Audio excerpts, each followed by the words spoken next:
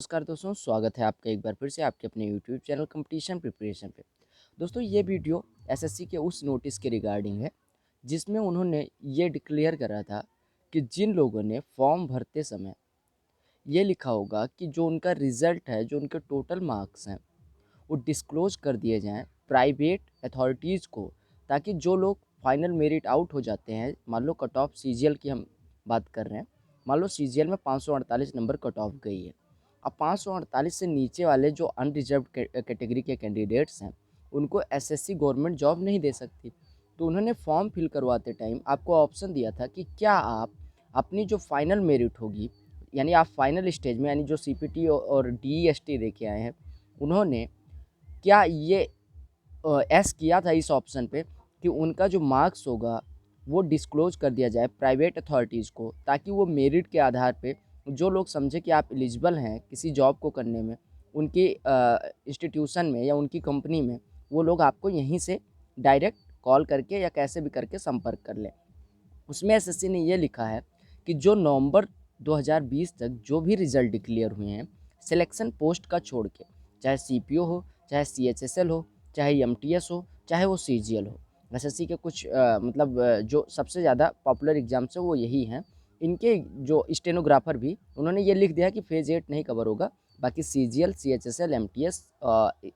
Stenographer, ये सारे exam की जो फाइनल मेरिट होगी वो कवर की जाएगी। और वो एसएससी क्या करेगी कि अपने प्लेटफॉर्म पे ही, अपनी साइट पे ही आपकी एक रैंक लिस्ट जारी कर देगी, जिसमें आपका नाम होगा, आपके पिताजी का नाम होगा, आपका रोल नंबर होगा, आपकी एज होगी, आपका जेंडर होगा, आपकी कैटेगरी होगी, और आपका ईमेल एड्रेस, और जो एड्रेस आपने फॉर्म फिल करते समय एस किया था वो भी होगा उसमें।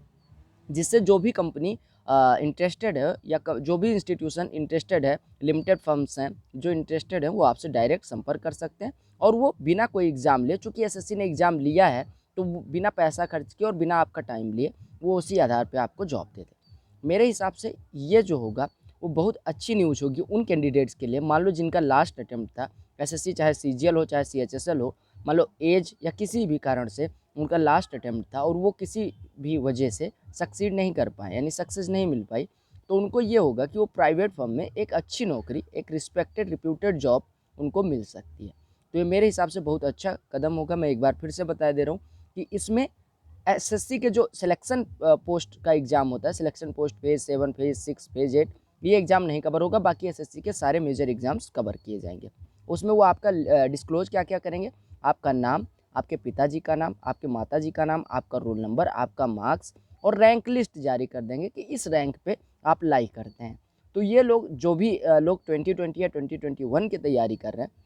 जब आप लोग फॉर्म भरें तो आप लोग यस कर दीजिएगा उस ऑप्शन को, ताकि अगर आप प्राइवेट अथॉरिटीज़ में जाना चाहते हैं, आपका टाइम नहीं वेस्ट करना चाहते, तो उससे जैसे मान लो कोई बीए है तो वैसे तो वो नौकरी पा नहीं सकता, बीए वाला वैसे मतलब प्राइवेट फर्म में वैसे वर्कर के रूप में तो लग सकता है, लेकिन ऐसे अच्छे पोस्ट पे जाने के लिए उसके पास बहुत कम चांसेस होते हैं। बीटेक वाले फिर भी पा जाते हैं, लेकिन आपके पास चांसेस वैसे कम हो जाते हैं। तो अगर ऐसा रहेगा तो बीए, बीकॉम, बीएससी वाले ये लोग भी कहीं ना कहीं सेलेक्ट हो जाएंगे, और इसमें उन्हीं कैंडिडेट्स को एलिजिबल माना गया है, इसमें उन्हीं का ही डिस्क्लोज किया जाएगा इन्फो जिन्होंने फाइनल स्टेज ऑफ एग्ज़ाम में पार्ट लिया है, यानी कि जो लोग टीयर 4 सीजीएल का दिए हैं या टीयर 3